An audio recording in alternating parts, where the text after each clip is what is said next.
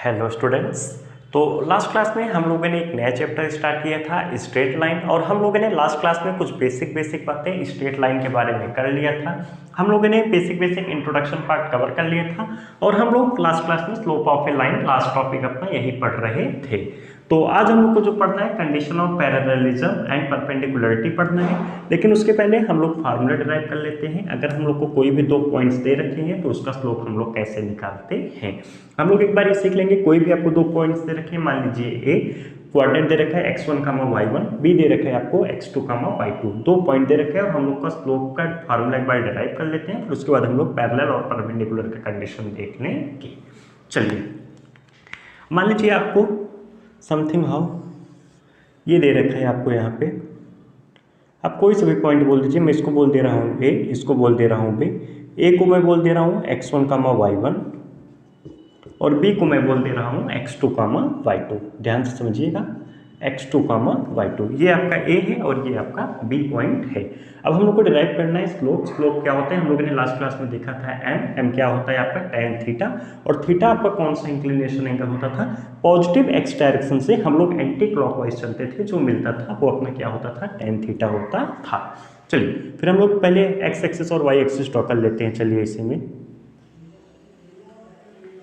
ये मान लीजिए आपका एक्स एक्सिस है और ये आपका वाई एक्सिस है। चलिए, अब हम लोग को ज़्यादा अच्छे समझ में आएगा। सबसे पहले हम लोग क्या करते हैं, बी पॉइंट से एक्स एक्सिस पे परपेंडिकुलर लाइन खींचते हैं। ध्यान से सुनिएगा, मैं क्या कर रहा हूँ, बी पॉइंट से एक्स एक्सिस पे मैं परपेंडिकुलर लाइन ड्रॉ कर रहा हूँ।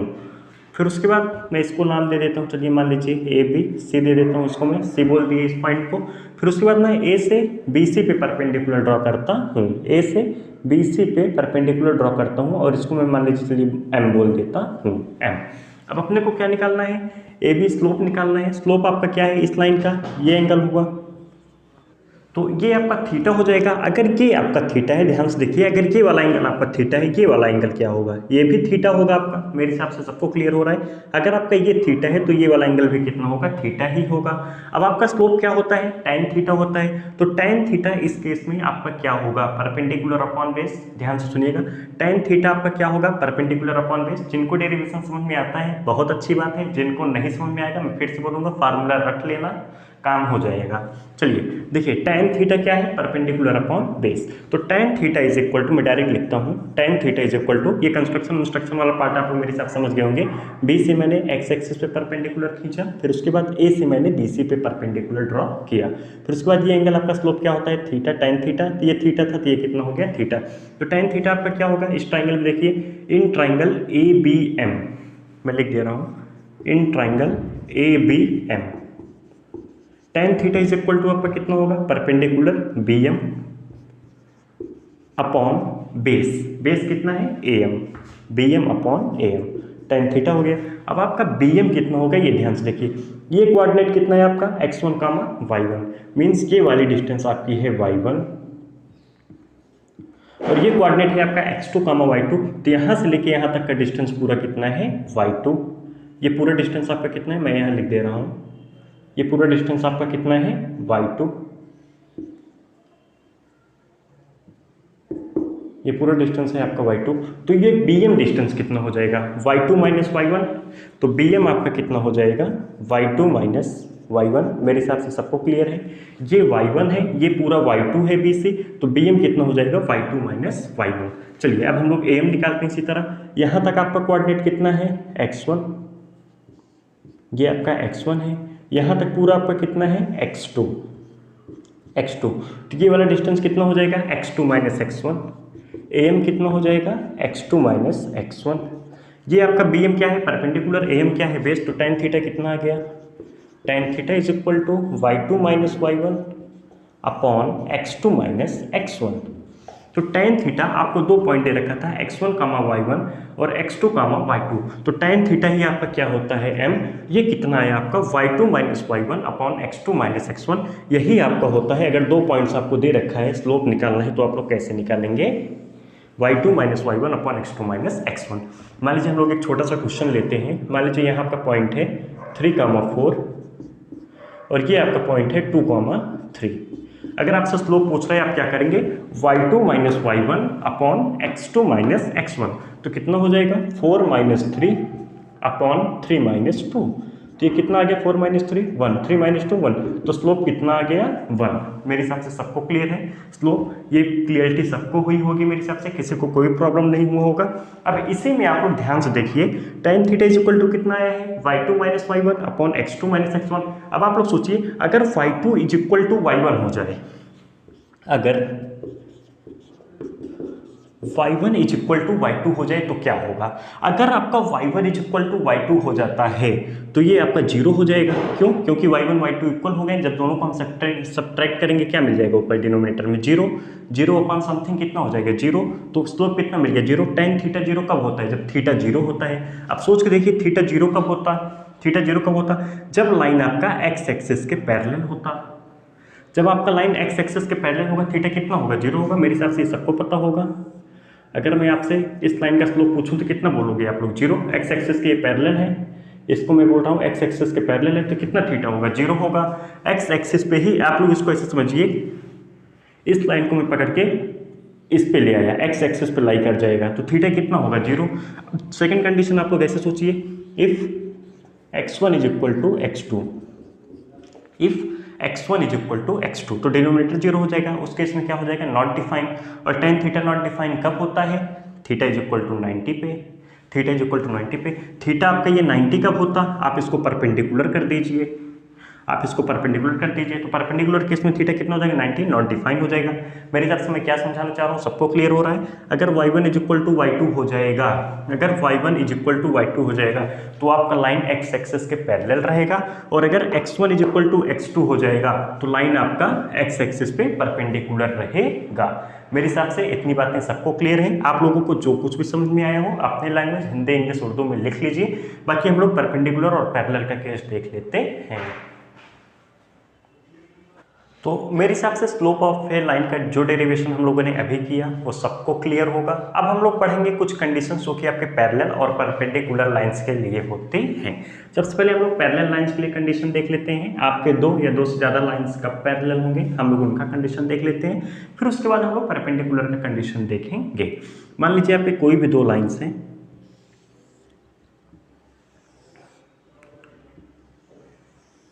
मान लीजिए ये आपके दो लाइन्स हैं, इसको मैं बोल देता हूँ L1 और इसको मैं बोल देता हूँ L2। ये आपका लाइन L1 है, ये आपका लाइन L2 है। ये मान लीजिए अगर आपका थीटा बना रहा है अल्फा, मैं इसको बोल देता हूँ, और मैं इसको बोल देता हूँ बीटा। तो सबसे पहले मैं आप लोगों से ये पूछना चाहूँगा ये दोनों लाइनें आपकी कब पैरेलल होंगी, कब हम लोग बोलेंगे L1 पैरेलल है L2 के। इसको हम लोग तब बोलेंगे जब ये वाली लाइन L2 लाइन जितना इंक्लिनेशन बनाएगा उतना ही अगर L1 भी बना रहा है। मीन्स कहने का मतलब है जब आपका अल्फा और बीटा इक्वल होगा तभी ये दो लाइन पैरेलल होंगी। आपके ये दो लाइन पैरेलल कब होंगे, जब इनका थीटा सेम होगा, जब इनका एंगल जितना एंगल ये बना रहा है उतनी एंगल ये भी बनाए, तभी तो लाइन आपका पैरेलल होगा। इंटरसेक्ट नहीं करना है लाइन को। पैरेलल लाइन्स क्या होती है, जो लाइन आपकी इंटरसेक्ट ना करें। तो ये अल्फा और ये बीटा, तो लाइन L1 का मैं बोल देता हूँ, मान लीजिए L1 का स्लोप है M1, लेट L1 का स्लोप मैं मान लेता हूँ M1 और L2 का स्लोप मैं मान लेता हूँ M2।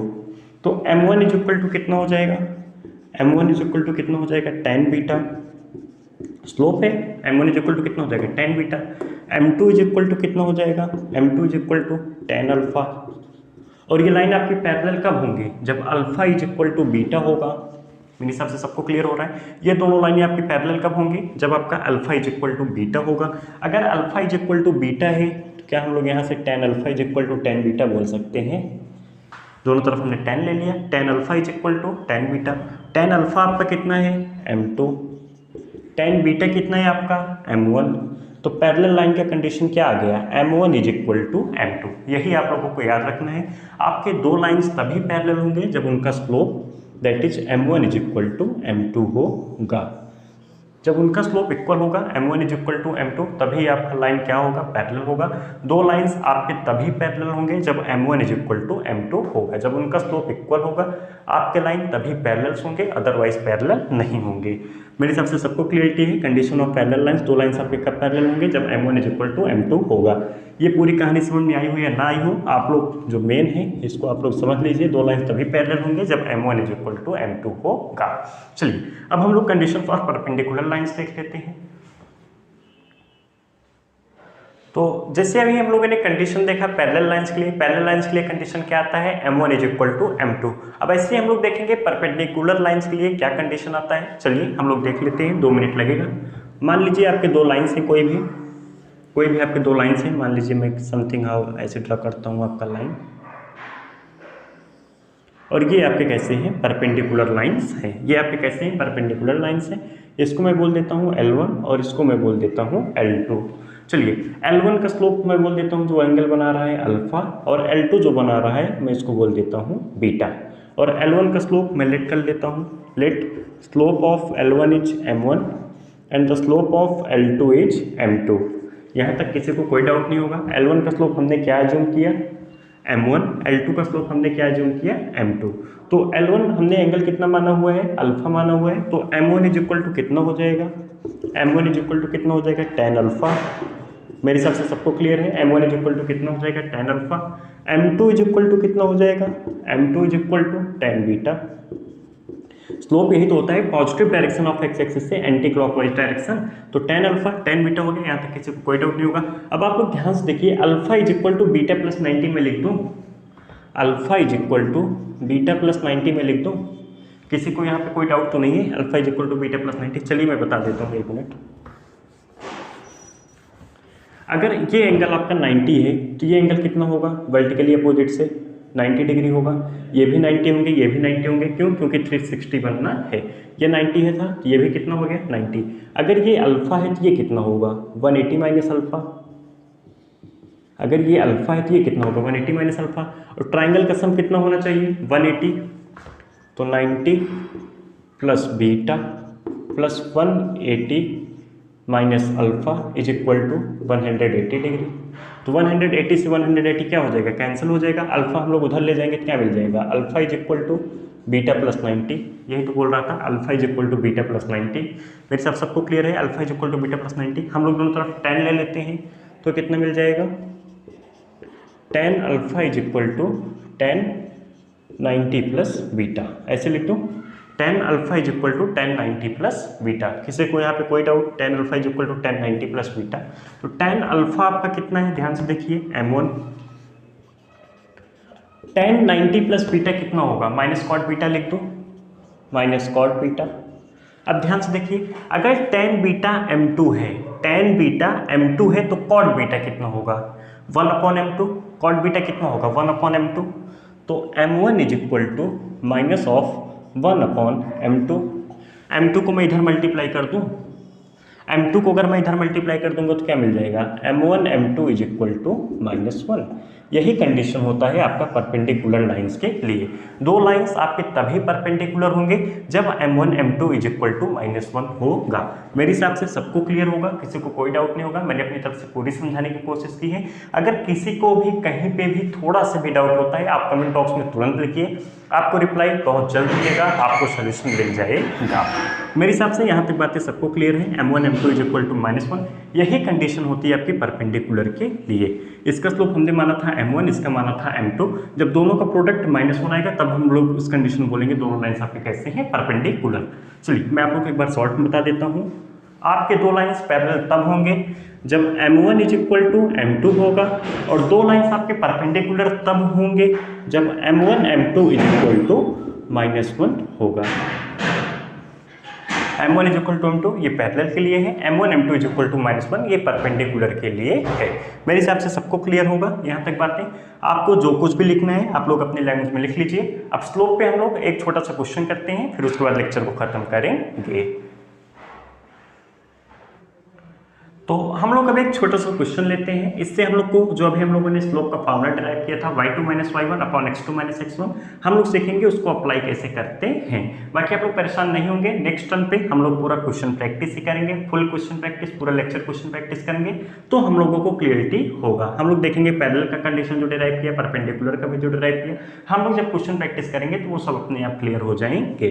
चलिए अभी हम लोग ये देखते हैं, find the slope of A line joining the points. आपको क्या बताना है, स्लोप बताना है। आपको दो पॉइंट्स दे रखे हैं।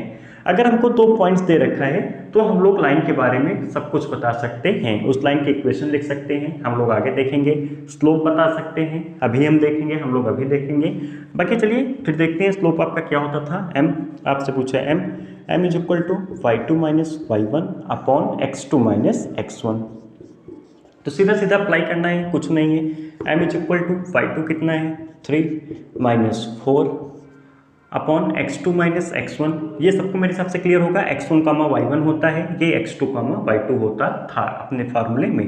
तो इस हिसाब से y2 minus y1 upon x2 minus x1, 2 minus 3 कितना हो जाएगा -1। तो m कितना आ जाएगा 3 माइनस 4 -1, 2 माइनस 3 -1। तो m इज इक्वल टू कितना हो गया 1। तो स्लोप कितना आ गया 1 आ गया।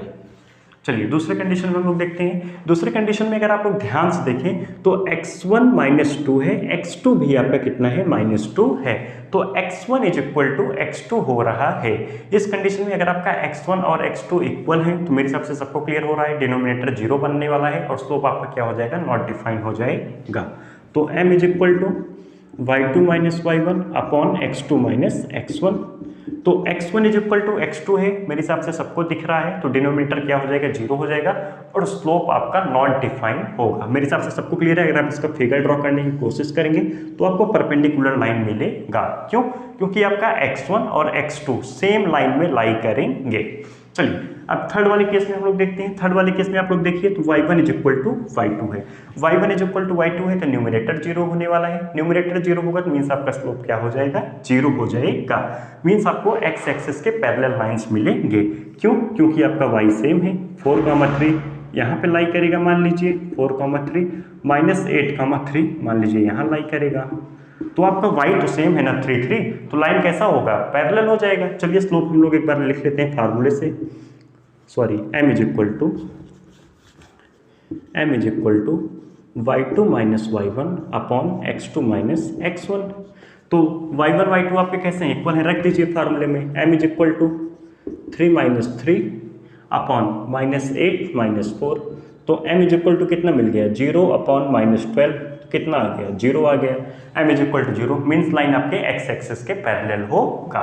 मेरे हिसाब से स्लोप का कॉन्सेप्ट सबको क्लियर हो गया होगा। फार्मूला हम लोग कैसे अप्लाई करते हैं। चलिए एक क्वेश्चन और कर लेते हैं स्लोप पे, फिर उसके बाद लेक्चर को खत्म करते हैं।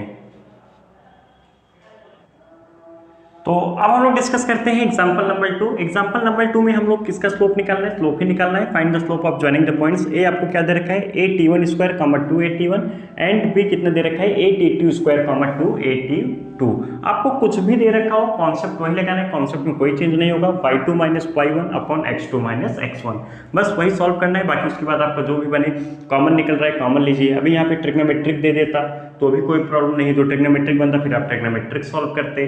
तो जो भी आपको दे रखो फार्मूला आपको यही लगाना है, m is equal to y2 minus y1 upon x2 minus x1।